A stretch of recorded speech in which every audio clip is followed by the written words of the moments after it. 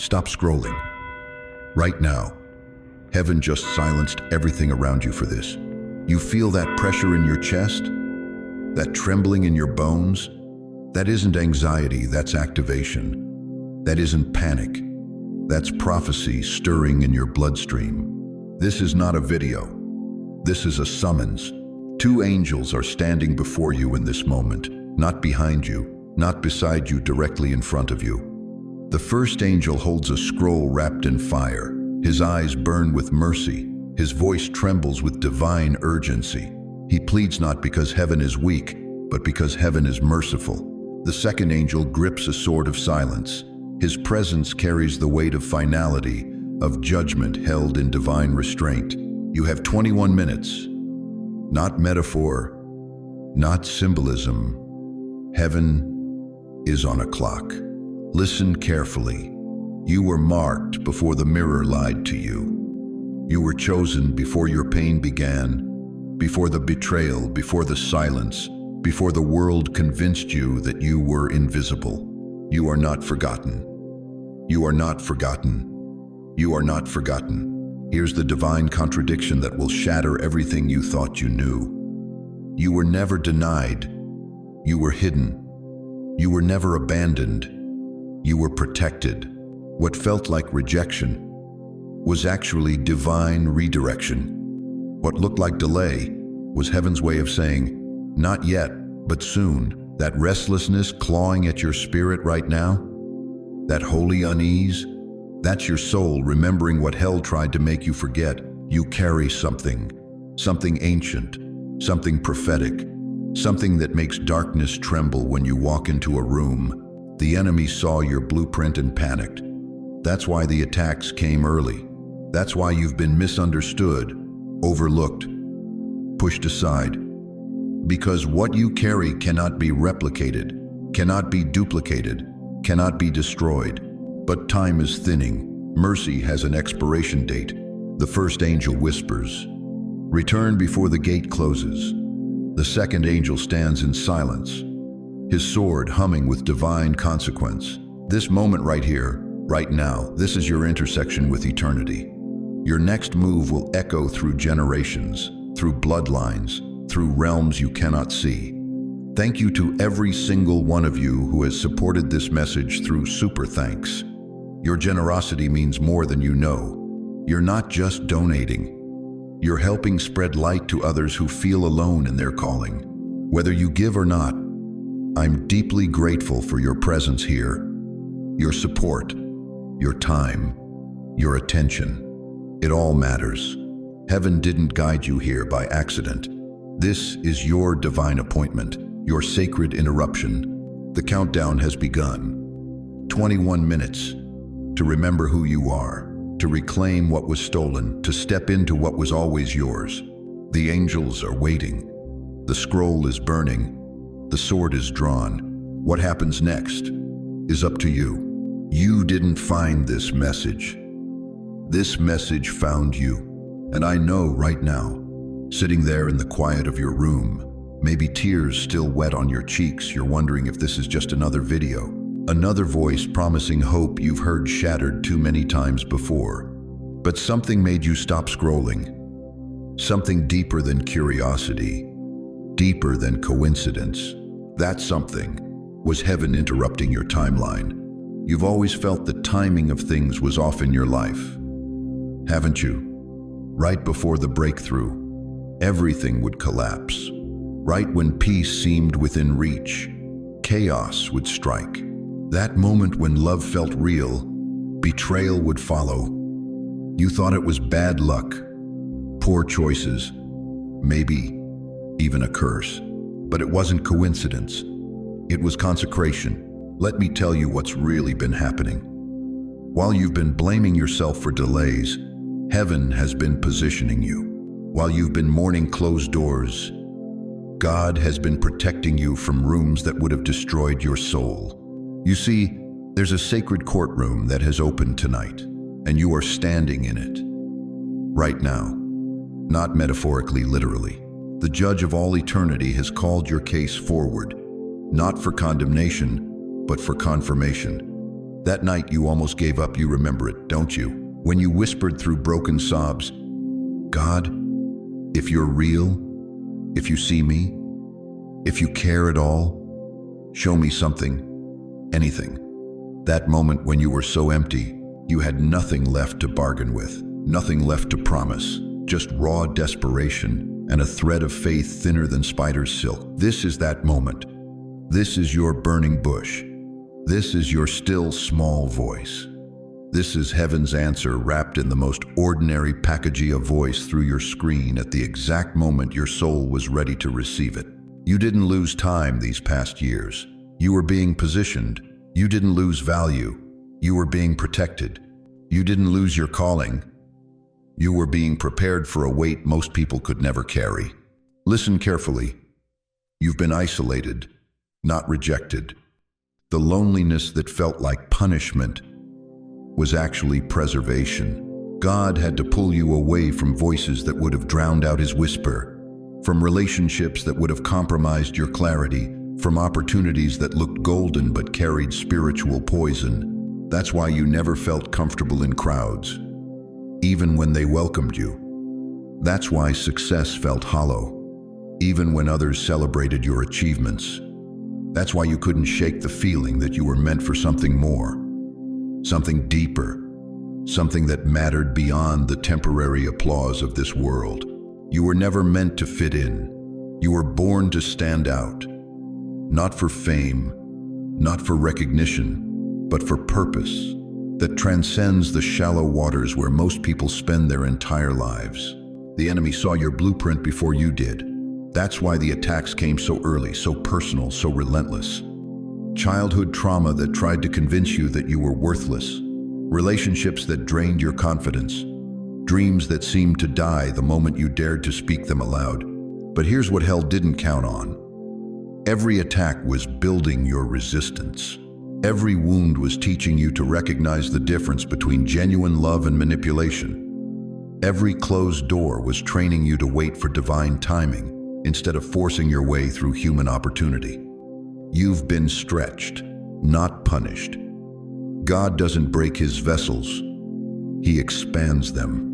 The pressure you felt, the weight that sometimes made it hard to breathe, that wasn't burden. That was preparation for the authority you're about to carry. Right now, in this very moment, something is shifting in the spiritual realm. Can you feel it? That trembling in your chest isn't anxiety. It's activation. Your spirit is responding to a frequency it recognizes. A sound from home. A call from the throne room of eternity. You didn't stumble into this message. You were summoned. You didn't accidentally click this video. You were drawn by invisible hands that have been guiding your steps since before you took your first breath. God didn't forget you during the silent years. He was shielding you. He didn't abandon you in the darkness. He was developing your night vision. He didn't ignore your cries. He was recording every tear in bottles that will one day be poured out as oil for the healing of nations. The timing that felt wrong was actually perfect. The delays that frustrated you were divine protection. The people who walked away made room for the ones who were truly assigned to your destiny. You are not an accident. You are not a mistake. You are not too late, too broken, too ordinary, or too far gone. You are a strategic placement of heaven on earth, a living answer to prayers whispered by saints who died before you were born, a fulfillment of promises spoken over your bloodline generations ago. That restlessness you feel, that holy dissatisfaction with normal, that's your spirit recognizing that you carry something extraordinary, something that was never meant to be hidden in the ordinary routines of survival. The sacred courtroom is waiting. The angels have presented their case, and the verdict has been rendered. You are chosen. You are called. You are about to be commissioned. But first, you must choose to believe it, because what I'm about to tell you next will change everything you thought. You thought you knew about why your life has felt like a battlefield. Look with your spirit, not your eyes. Can you see them? Two figures stand at the edge of your reality, their presence so profound that the very air around you has grown thick with eternity. They are not visiting your world, you have been summoned into theirs. The first angel steps forward. His robes shimmer like liquid gold caught in firelight. In his hands, he cradles a scroll, not made of paper, but woven from pure light, etched with words that burn brighter than the sun, yet somehow don't blind you. His face carries the weight of infinite compassion, tears streaming down cheeks that have witnessed the fall of every sparrow, the breaking of every heart. His voice trembles, not with weakness, but with the overwhelming force of divine mercy barely contained. You still have time, but barely. Each word he speaks carries the weight of eternity's longing, heaven's desperate desire to see you return to who you were meant to be before the world convinced you to settle for less. This angel has watched you through every sleepless night, every moment you felt forgotten, every time you whispered prayers into the darkness wondering if anyone was listening. He was listening. He recorded every word. But across from him stands the second angel, and his presence changes everything. Where the first brings warmth, this one brings the chill of absolute truth. His sword rests at his side, not drawn in anger, but ready in righteousness. The blade doesn't reflect light, it generates it, humming with the frequency of divine justice. He doesn't speak, because his silence says everything. This is heaven's final attempt. This is mercy's last stand. This is the moment when your choice will echo through eternity or vanish into eternal regret. One angel weeps, the other watches. One pleads for your return, the other prepares for your silence. Can you feel the tension? This isn't a gentle Sunday morning service. This is a cosmic courtroom where your destiny hangs in the balance. The first angel holds your calling. The second holds the consequence of ignoring it. Look at the scroll in the first angel's hands. Do you know what's written there? Your name, not the name the world calls you, not the labels that trauma gave you, not the identity that failure tried to forge. Your real name, the one spoken over you before time began, the one that makes demons tremble and causes heaven to erupt in celebration. That scroll contains the blueprint of who you were meant to become, the assignments you were born to fulfill, the people you were destined to impact, the darkness you were equipped to pierce. Every delay, every detour, every moment of doubt has been an attempt to keep you from reading that scroll. But tonight, mercy unfurls it before your eyes. The weeping angel speaks again, his voice breaking with the urgency of love. Do you remember when you first felt the fire? When you first knew you were different? When you first sensed that your life carried weight beyond the ordinary? You do remember, don't you? Maybe you were 7 years old, lying in bed, when suddenly the presence of God filled your room and you knew somehow. You just knew that you were marked for something extraordinary. Maybe you were 16, sitting in a church service when the Spirit moved so powerfully that you felt your destiny stirring in your bones. Or maybe it was just last week, when you were so broken, so empty, that you finally stopped pretending to be strong and cried out to heaven with nothing left to lose.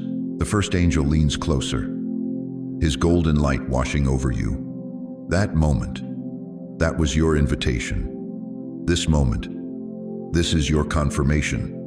But time is running out. The silent angel shifts. His sword catches the light, and suddenly you understand. This isn't a game. This isn't motivation. This isn't even inspiration. This is your spiritual audit, your divine review, your final opportunity to align with the purpose for which you were created. You are standing between two choices, and I need you to understand this with every fiber of your being. One will echo into eternity. One will vanish into regret. The first choice, the path of the golden scroll, means embracing the discomfort of growth, the loneliness of being set apart, The weight of carrying something precious in a world that often mocks what it cannot understand.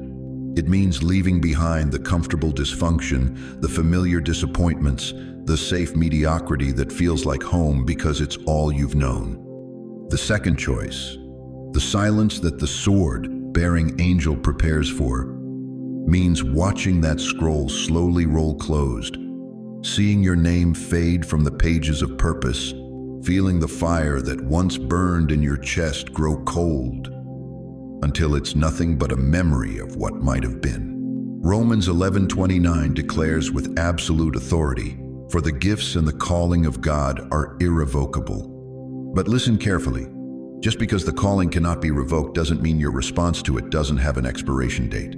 The weeping angel extends the scroll toward you, his voice now urgent. "I have watched you carry wounds that were never meant to define you. I have seen you believe lies about your worth that originated in hell itself. But I have also witnessed your resilience, your refusal to completely surrender, even when everything in you wanted to quit. That refusal to quit, that was my voice in your spirit. That stubborn spark of hope, that was heaven refusing to let you go." The silent angel's sword begins to glow brighter, not in threat, but in preparation. Heaven's patience isn't infinite not because God lacks love, but because divine timing demands divine response. This is your moment, your burning bush, your wrestling match with the angel, your merry moment when heaven asks if you're willing to carry something that will change you forever. The scroll is open, the sword is ready. One angel weeps, the other watches. What you say next, what you choose next, will determine which angel moves toward you. Say it now, not tomorrow, not when you feel ready, not when life gets easier. Say it now with your whole heart, with your whole soul, with every broken piece of who you've been and every shining fragment of who you're becoming. I return. I remember. I rise. Heaven is holding its breath, waiting for your answer. You feel tired, but it's not age, it's awakening. That exhaustion settling in your bones, that weariness that sleep can't cure. That's not your body giving up. That's your spirit getting ready. What you've been calling fatigue, heaven calls preparation. What you've been calling the end, God calls the beginning. You're not old. You're anointed. You're not forgotten. You're on the edge of release. Listen to me carefully. The fire that's coming for you is not the kind that warms your hands on a cold night. It's not the gentle flame that flickers in Sunday service while people nod politely and check their watches. This fire, this is the kind that burns away everything that's not eternal, everything that's not authentic, everything that's been keeping you small. The fire of God is not emotion, it's assignment. You weren't meant to retire. You were meant to revive. God didn't let you survive all those years of heartbreak, betrayal, loss, and disappointment just so you could coast into comfort. He preserved you like a vintage wine kept in darkness, aging, developing depth and potency that can only come through time and pressure. Every gray hair on your head is a trophy of endurance. Every line on your face is a map of battles fought and won. Every ache in your body is evidence that you're still here, still breathing, still carrying something precious that this world desperately needs. You think you're too late, but God's timing doesn't follow human clocks. Moses was 80 when he stood before Pharaoh. Abraham was 99 when God promised him nations. Anna was 84 when she recognized the Messiah in the temple, and her recognition changed everything. Your season is not ending, it's igniting. That restlessness you feel, that holy dissatisfaction with settling down, that's not stubbornness. That's the Spirit of God refusing to let you fade into the background when you were born to disturb the dark. You are the interruption. The system is afraid of your next breath because you carry something they can't control, can't package, can't predict. You've lived long enough to see through the lies. You've endured enough to know what matters. You've lost enough to understand what's truly valuable, and that makes you dangerous. The fire that's coming, it's not going to ask your permission. It's not going to wait for you to feel ready. Because if you wait until you feel ready, you'll wait forever. This fire falls on availability, not ability. It lands on surrender, not strength. You were born to disturb the dark, and darkness has been comfortable too long. Look around you, at a world that's lost its way, at young people drowning in confusion, at families torn apart by lies, at churches that have forgotten how to burn. They need what you carry. They need the wisdom that can only come from walking through decades of God's faithfulness. Your voice carries weight because it's been tested. Your words have authority because they've been forged in fire. Your presence brings peace because you've learned to find God in the storm. But here's what hell hopes you'll never realize.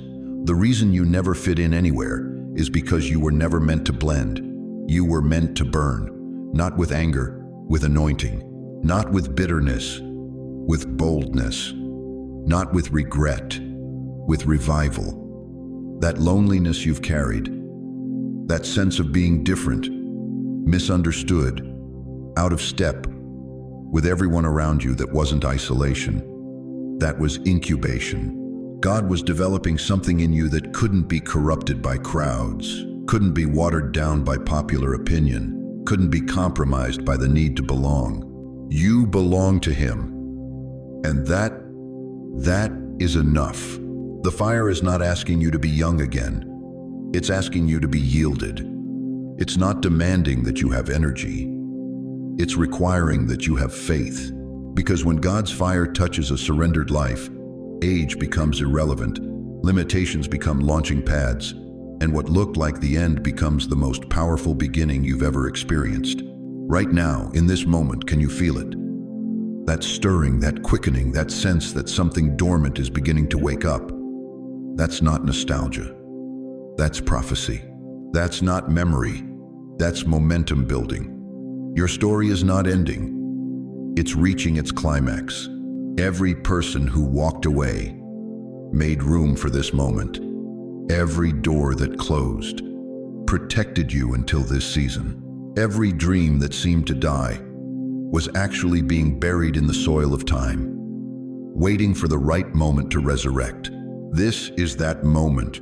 The world told you to slow down, but God is telling you to speed up. Society says retreat, but heaven says advance.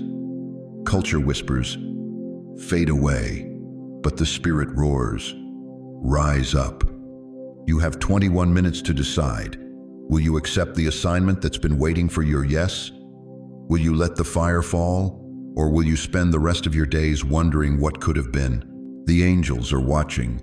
The scroll is burning. Your name is written in flames that will not be extinguished. Time is not your enemy. Delay is. Hesitation is not wisdom. It's waste. The fire is falling. The question is, will you be ready to burn? Because what I'm about to reveal next will show you exactly what that fire is preparing you for. 21 minutes. 20, 19, 18. They are not metaphors. You feel that tightening in your chest right now, that quickening of your pulse.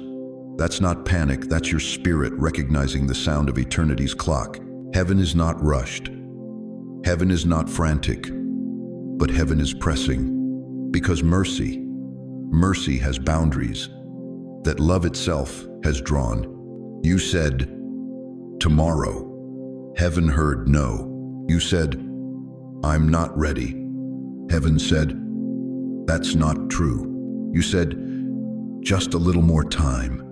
And time looked back at you with tears in its eyes and whispered, child, I've given you decades. Listen to me carefully.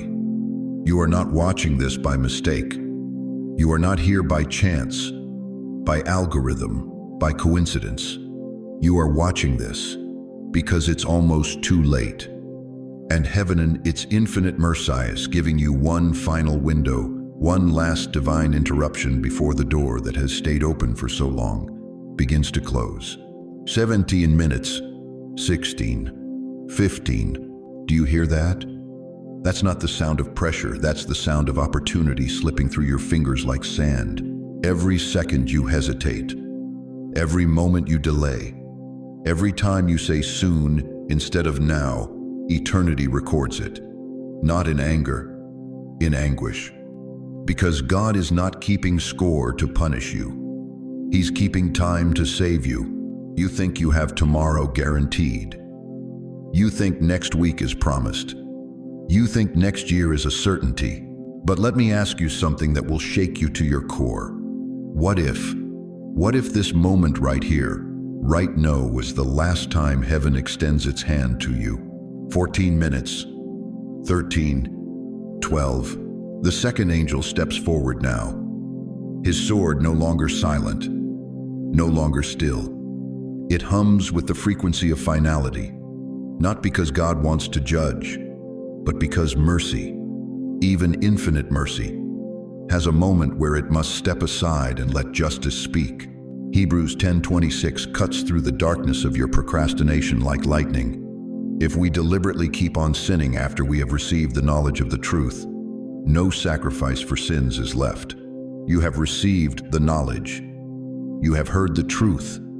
You have felt the conviction. You have sensed the stirring. And still you delay. Still you negotiate. Still you bargain with the Almighty, as if His timeline bends to your convenience. 11 minutes, 10, 9. But here's what will break your heart and heal it at the same time. God is not angry with your delay. He is heartbroken by it, because He sees what you cannot see. He knows what hangs in the balance. Your obedience isn't just about you. It's about the generations that will rise or fall based on whether you say yes tonight. That child who will never be born into freedom because you chose comfort over calling. That family line that will remain bound because you refuse to be the bondage breaker. That voice that will never speak truth because you kept yours silent. That light that will never shine because you hid yours under a basket of fear. 8 minutes. 7, 6. You feel that now, don't you? That weight, that holy weight pressing down on your soul. That's not condemnation. That's consecration. That's the mantle of responsibility settling on your shoulders. Because chosen ones don't live for themselves. They live for the legacy they leave, for the chains they break, for the doors they open that others have been praying someone would unlock. Your grandmother's prayers, your mother's tears, your father's silent hopes, they're all converging in this moment, all coming to a head in these final minutes. This isn't just about you anymore. This is about every ancestor who died believing that someone in their bloodline would rise. Someone would break the pattern. Someone would answer the call. 5 minutes, 4, 3. The mercy angel speaks one final time, his voice breaking with divine emotion. Please don't let pride keep you from purpose. Please don't let fear steal your future. Please don't let delay destroy your destiny. And the judgment angel, he doesn't speak, but his She's tears fall like molten gold, each drop carrying the weight of what could have been, what should have been, what still could be, if you would just surrender. 2 minutes, 1 minute, 30 seconds. This is it. This is your line in the sand. This is your Red Sea moment. This is your choice between the wilderness and the promised land. Heaven is holding its breath. Hell is holding its ground. And you are holding the key to everything that comes next. 10 seconds. 9, 8, 7. Comment 999 right now. Not as a trend, as a surrender. Not as a symbol, as a submission. Not as a gesture, as a genuine cry from your soul that says, "I hear you, God. I've heard you, and I'm tired. I'm tired of running from what you've called me to." 3, 2, 1. The clock has stopped. But your choice echoes into eternity. The angels lean forward. Creation holds its breath, and in the silence that follows, your decision will either break heaven's heart or heal it. What will it be? Chosen one, what will it be?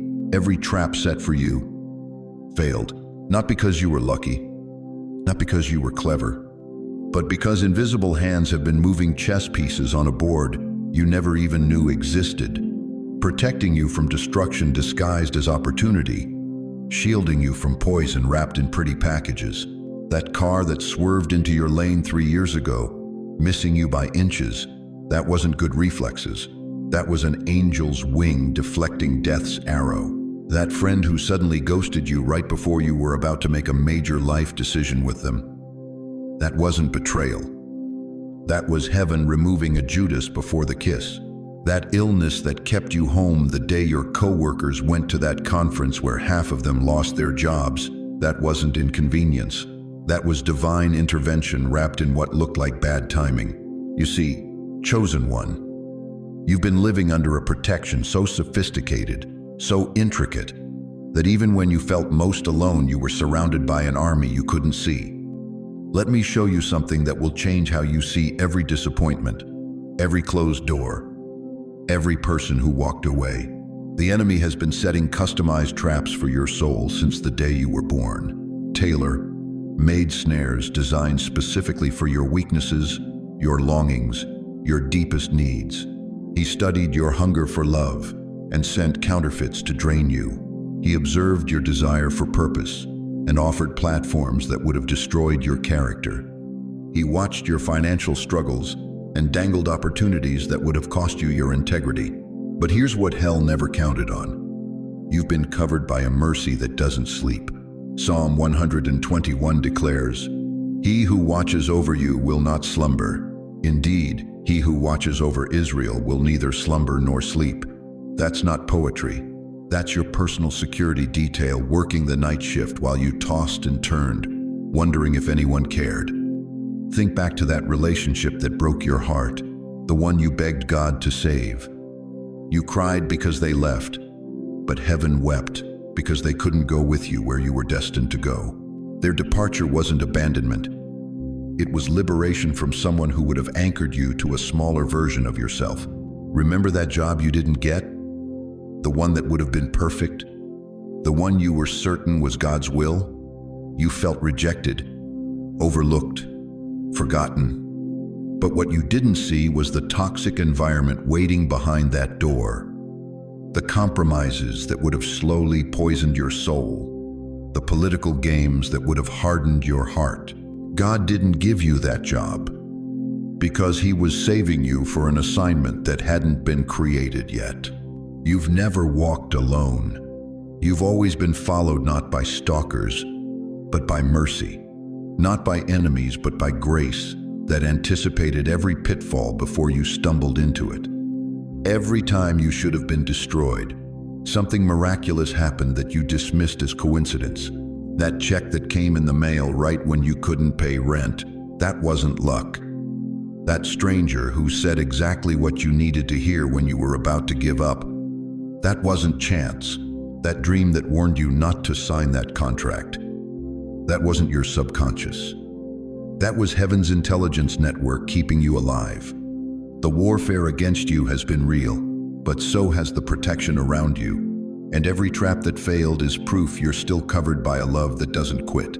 Do you remember that night you almost made the worst decision of your life? The phone rang at the exact moment you were about to say yes to something that would have derailed your destiny. That call wasn't random. That was a divine interruption dispatched from the throne room of eternity. The enemy thought he had you. Hell was already celebrating your downfall. But what they didn't realize is that your name is written in a book that predates their schemes, protected by a covenant that supersedes their curses. Romans 8:28 promises, And we know that in all things God works for the good of those who love him, who have been called according to his purpose. Even the attacks were working for your good, building your discernment, strengthening your resistance, preparing you for battles you didn't even know you'd have to fight. That betrayal that crushed you taught you to recognize loyalty. That financial loss that devastated you freed you from the idol of security. That health scare that terrified you reminded you that your days are numbered and precious. Every wound became wisdom. Every setback became setup. Every trap that failed became testimony to a protection you never earned but always had. You've been crying over closed doors, not knowing those doors led to dungeons. You've been mourning over endings, not realizing those endings saved your soul. You've been grieving over people who left, never seeing that their departure made room for divine appointments you never could have received while they were there. Stop and feel this truth settle in your bones. You are here, breathing, believing, still hoping, not because you're strong, but because you're guarded. Not because you're perfect, but because you're precious to a God who sees the end from the beginning. Every trap that failed is a love letter written in invisible ink. Every narrow escape is a signature from heaven. Every protection you didn't recognize is proof that your story isn't over. It's just beginning to reveal its true purpose. Say it aloud with me right now. Let your voice break the silence of your room. I was never alone. I was always covered. Every trap failed because my God never fails. Feel that truth resonate in your chest, because the protection that brought you this far is the same protection that will carry you forward into everything heaven has prepared for you. And what heaven has prepared is about to be revealed. There is a crown with your name on it, and it has been waiting longer than your pain, longer than your doubt, longer than every voice that told you that you weren't worthy to wear it. This crown isn't ornamental, it's operational. It carries authority that hell recognizes and heaven honors.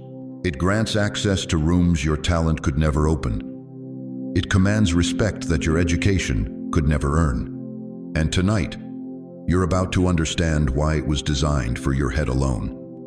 You wondered if your detour canceled your destiny, if the years of wandering, the seasons of silence, the moments of complete breakdown somehow disqualified you from what God originally promised. But detours don't delete covenants. Delays don't destroy divine appointments. What was spoken over you in eternity cannot be revoked by time. Listen carefully. There is a crown designed for your exact wounds. It only fits a survivor of your story. The betrayal that nearly broke you carved the exact space where humility would rest. The rejection that left you hollow created room for compassion that others could never manufacture. The financial ruin that stripped you bare taught you to value what money can never buy. Every scar was a measurement. Every tear was a tool. Every sleepless night was heaven's goldsmith working by lamplight, crafting something that would sit perfectly on the head of someone who had walked through fire and emerged with their faith intact. You see, crowns in heaven aren't given to the qualified. They're given to the yielded. They don't rest on the heads of the perfect. They're placed on the broken who chose to trust God's ability to rebuild rather than their own strength to survive.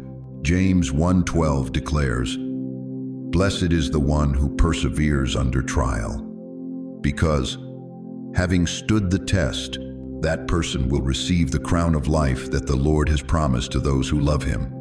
That crown, it's not a reward for perfection, it's recognition of perseverance. But here's what will shatter every lie you've believed about yourself. This crown was never lost. While you were questioning your worth, heaven was guarding your inheritance. While you were mourning what felt like missed opportunities, angels were protecting what belonged to you from hands that were never meant to hold it. The enemy tried to convince you that your mistakes disqualified you, that your struggles proved you weren't chosen, that your humanity somehow canceled your heavenly calling. But he lied, because the crown you're about to wear was forged in the very fires he sent to destroy you. Hell threw storms at you, hurricane, force winds that should have leveled you, financial disasters that should have buried you, betrayals that should have broken you, illnesses that should have claimed you. But look, you still walk, you still breathe, you still burn with something that refuses to be extinguished. That is the proof. That is the evidence. That is the testimony that qualifies you. Your survival wasn't luck, it was divine protection. Your endurance wasn't stubbornness, it was spiritual strength. Your refusal to give up wasn't foolishness, it was faith recognizing what your mind couldn't see. This crown carries the weight of every midnight prayer you whispered when everyone else was sleeping. It holds the power of every tear you cried in secret, believing God saw, even when no human witness was present. It radiates with the authority of every time you chose forgiveness over bitterness, love over hatred, hope over despair. You've been walking with a limp, but that limp is the mark of one who wrestled with God and wouldn't let go until blessing came. You've been carrying scars, but those scars are the signatures of battles you fought and won, in realms others never even knew existed. The crown that awaits you, it's not decorative, it's functional. When you speak, chains break. When you pray, mountains move. When you walk into a room, atmospheres shift because you carry the authority of one who has been tested and found faithful. But here's the holy mystery. This crown becomes visible to others the moment you stop hiding from what you've survived. The moment you stop apologizing for your scars, they begin to shine like badges of honor. The moment you stop minimizing your journey, others begin to see the majesty of what God accomplished through your willingness to endure. Right now, in this sacred moment, heaven is adjusting that crown on your head. You may not feel it physically, but spiritually, something is shifting. The way you see yourself, the way you speak about your past, the way you walk into your future, it's all changing because you're finally understanding what you carry. You are not a victim who survived. You are a victor who conquered. You are not damaged goods with a testimony. You are a weapon of warfare with a crown. You are not broken pottery that God glued back together. You are a masterpiece that was refined in fire until it could hold the weight of glory. Say it with me now. Let your spirit declare what your mouth has been afraid to speak. I will wear what I've earned in silence. Say it again, louder this time. Let the spiritual realm hear your agreement. I will wear what I've earned in silence. Because that crown, it was never too big for your head. Your head was too small for your calling. But you've grown, stretched by storms, expanded by pressure, matured by pain into someone who can carry what God always intended to place upon you.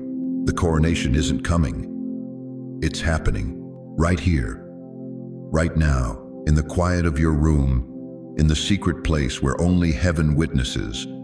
You are being crowned, not with gold, but with glory, not with jewels, but with justice, not with earthly recognition, but with eternal authority.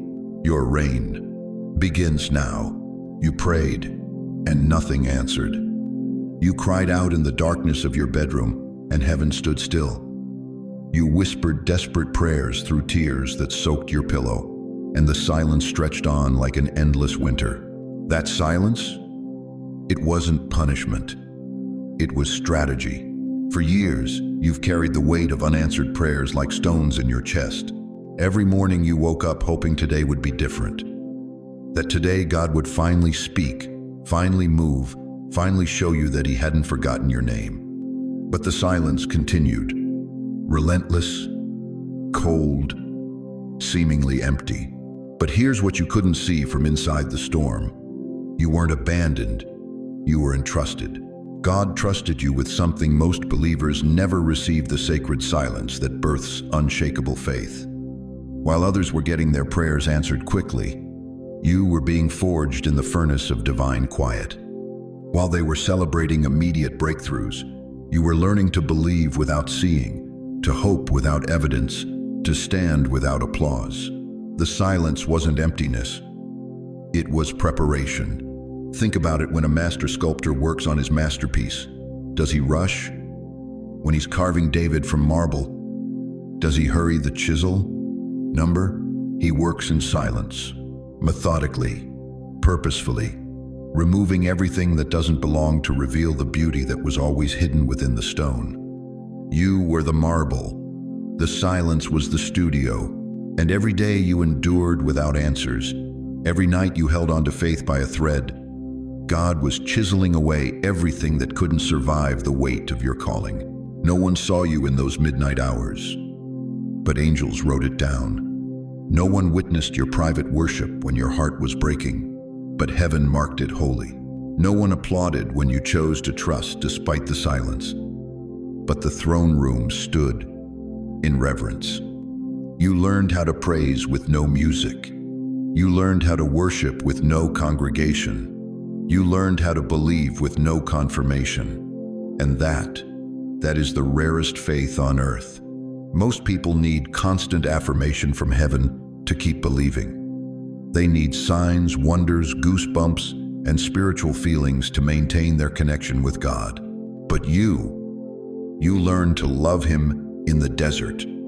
You learned to trust Him in the void.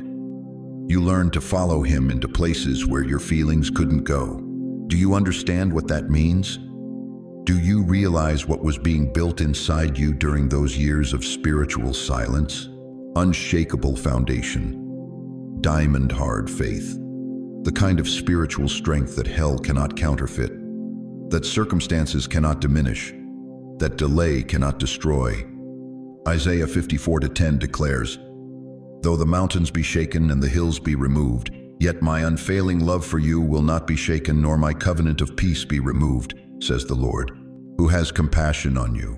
That covenant was being sealed in silence, written not in feelings but in faithfulness.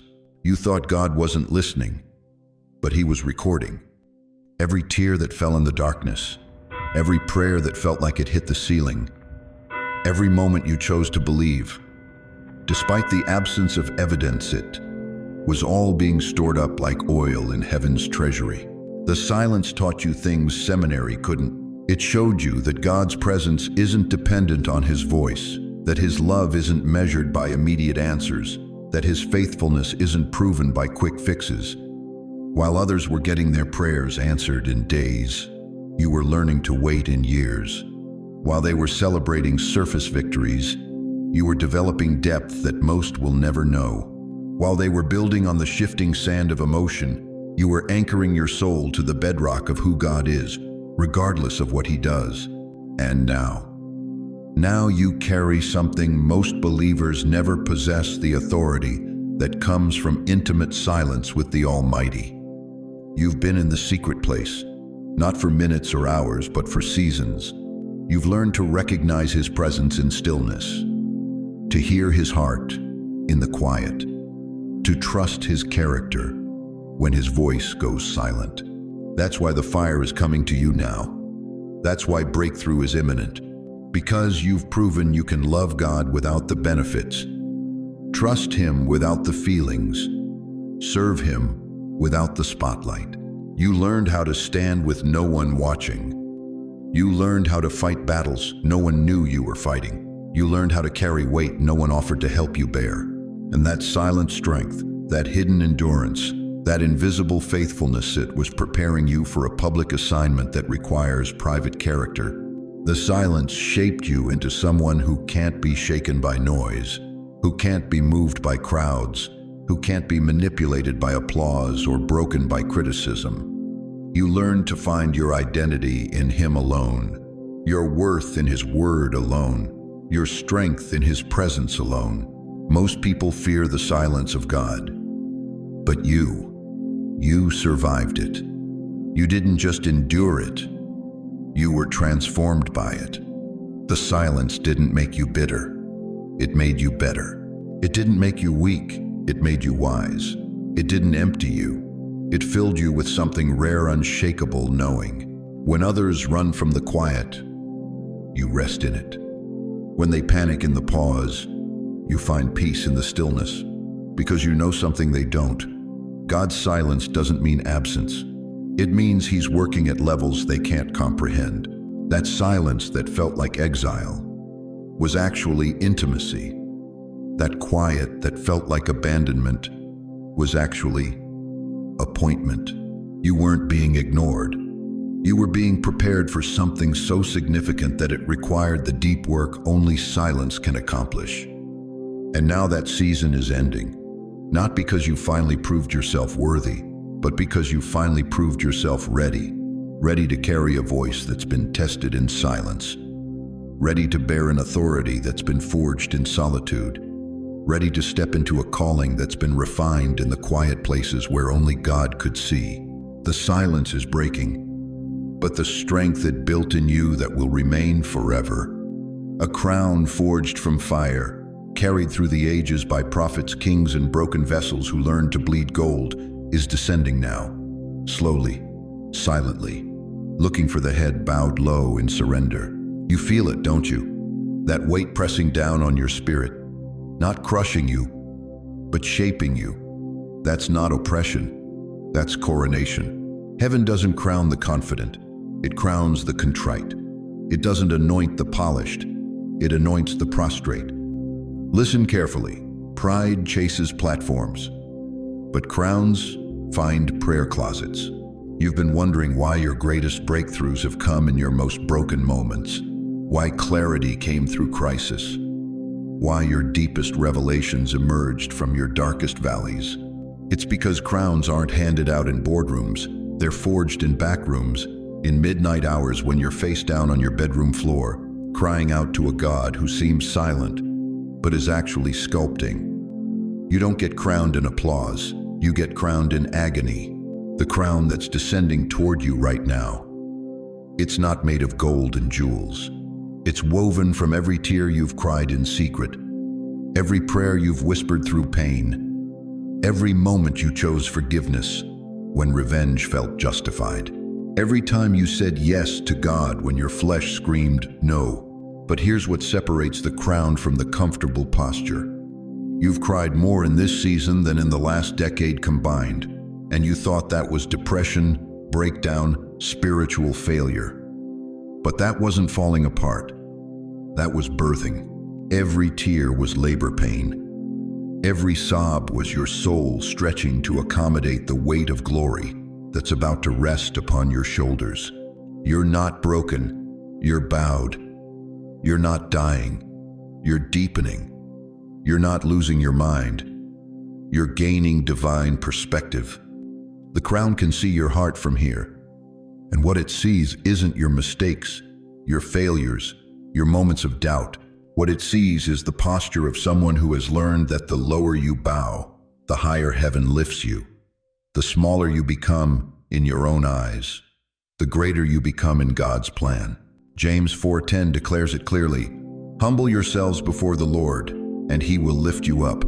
Not might lift you, will lift you. It's a spiritual law as certain as gravity. What goes down in humility must come up in authority. But this crown, it's not a reward for talent. It's recognition of surrender. It doesn't descend on the educated. It rests on the emptied. You've been emptied, haven't you? Stripped of everything you thought defined you. Every title, every relationship, every comfort zone you built around your insecurity. That wasn't punishment, that was preparation. God had to empty your hands before He could fill them with eternal weight. He had to break your old identity before He could reveal your true one. You thought you were losing yourself, but you were actually finding yourself. The self that was hidden in Him before the world began. Right now, in the invisible realm, ancient hands are adjusting the weight of this crown, not to make it lighter, but to ensure it fits perfectly on the head that has learned to stay low. This crown has requirements. It demands daily death to self. It requires hourly surrender. It insists on moment-by-moment obedience. Are you ready for that kind of weight? The enemy told you that your tears were weakness, but heaven collected every one as evidence of your tenderness. The world said your sensitivity was a liability, but God saw it as your greatest asset, because only the tender-hearted can carry the pain of others without becoming bitter. You've learned to cry with those who weep, to mourn with those who mourn, to carry burdens that weren't even yours because your heart was stretched wide enough to hold the heartache of humanity. That's not codependence. That's Christ. Likeness. Here's the divine paradox that will reshape everything you think you know about authority. The crown doesn't make you king, surrender does. The moment you stop trying to be seen, you become visible to heaven. The moment you stop demanding recognition, you receive divine acknowledgement. This crown descending toward you. It comes with a warning label. It will isolate you from some, because not everyone can handle being around someone who walks in true authority. It will attract opposition, because darkness recognizes threats. It will demand more from you than you thought you could give, because much is required from those to whom much is given. But it will also do this.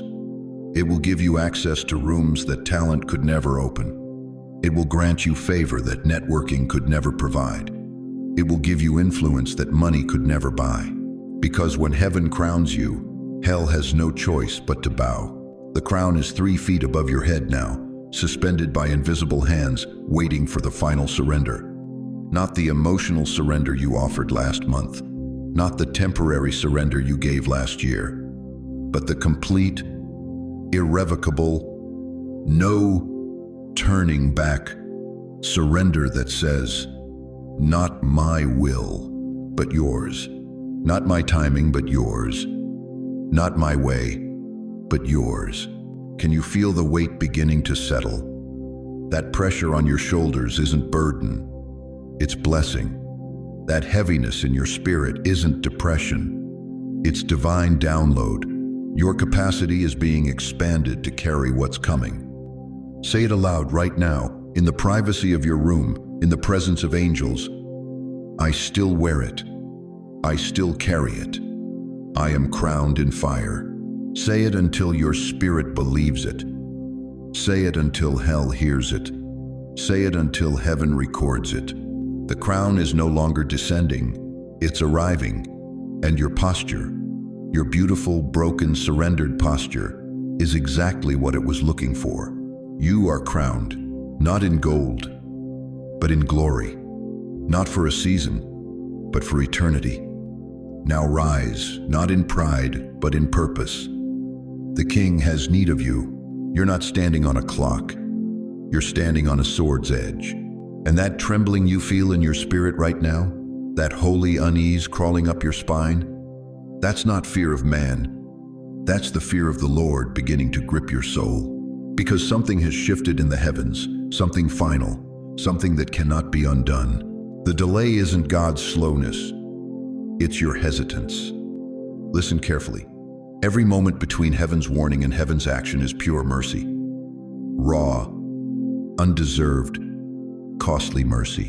And you've been living in that space for longer than you realize, breathing borrowed time, walking on extended grace, existing in the gap between what you've heard and what you've done. But that gap is closing. You've felt it, haven't you? The peace lift from your spirit, the flow tighten around your circumstances. That ease you once felt in compromise, it's gone. That comfort you found in delay, it's evaporating. The very air around your disobedience has become thick, heavy, suffocating. That's not coincidence. That's the breath of heaven pulling back. He warned you in dreams. Those vivid, startling visions that woke you at 3 a.m. with your heart pounding and his voice echoing in your ears. You called them nightmares. He called them mercy. He warned you in strangers, people who spoke words they couldn't have known, who looked into your eyes and delivered messages that pierced straight through your pretense. You called it coincidence. He called it intervention. He warned you in silence. In the deafening quiet that followed your rebellion, the hollow echo of prayers that suddenly felt like they hit a ceiling. You called it distance. He called it discipline. And now he's warning you through this voice, through these words that are burning through your defenses like fire through paper. This isn't entertainment. This is your final notice.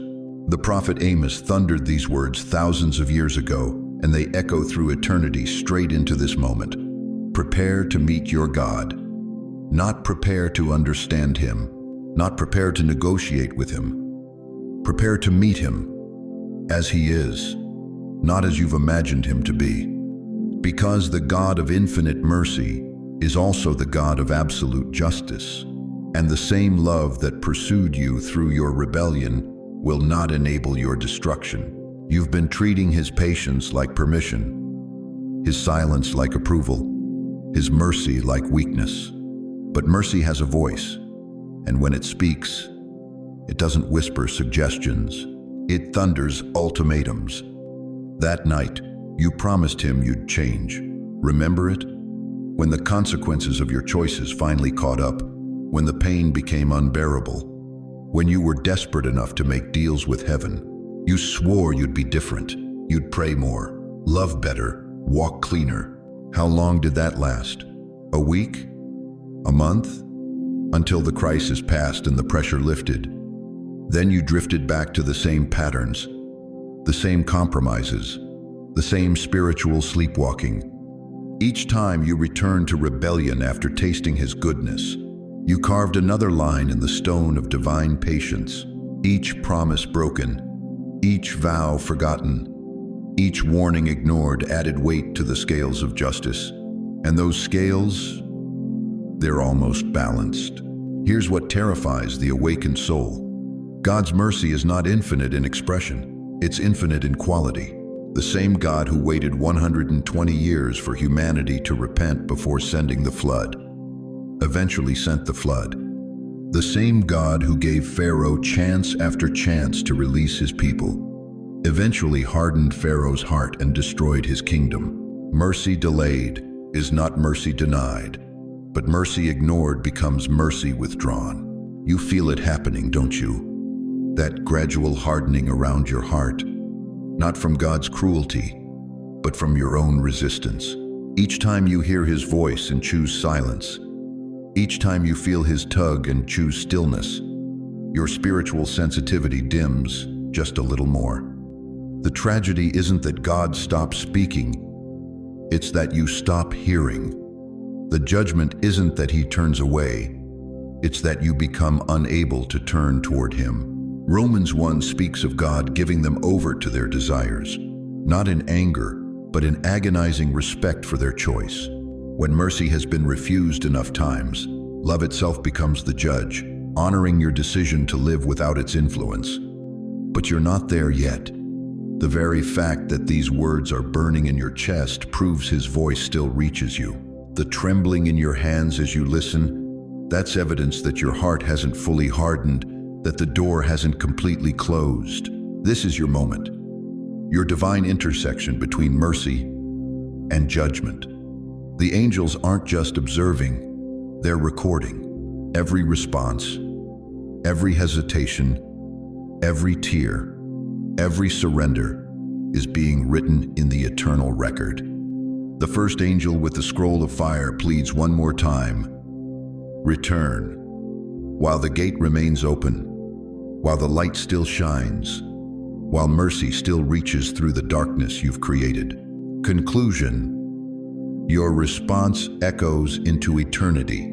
Chosen one, as we reach the end of this sacred encounter, let me remind you of the eternal truths that have been spoken over your life tonight. You are not forgotten. You are strategically positioned. You were not rejected. You were protected. The delays you've endured were not denials. They were divine preparations for a calling that required depth, not speed. Remember this, every tear you've cried has been collected in heaven's bottles. Every prayer you've whispered has been recorded in the courts of glory.